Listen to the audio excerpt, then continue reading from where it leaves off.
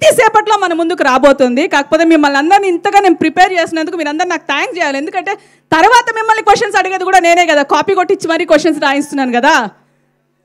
Thanks అండి. ఒక ఇద్దరు ముగ్గురే చెప్పారు, మిగతా వాళ్ళకి ఏదైనా గిఫ్ట్ వస్తే లాక్కొని పంపిస్తా బయటికి.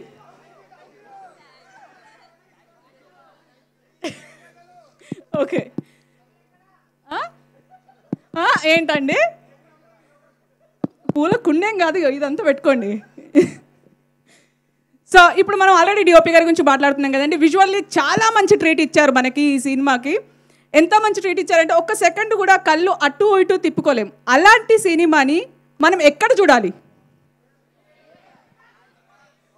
థియేటర్లో చూడాలి. ప్రతి ఒక్కరం ఈ సినిమాని థియేటర్లో చూడాలి. అంత విజువల్ ట్రీట్ని చిన్న స్క్రీన్లో చూస్తే మనకు ఆ ఫీల్ రాదు. కాబట్టి అంత మంచి విజువల్ ట్రీట్ మనకి ఇచ్చారు కాబట్టి దానికోసమైనా మనము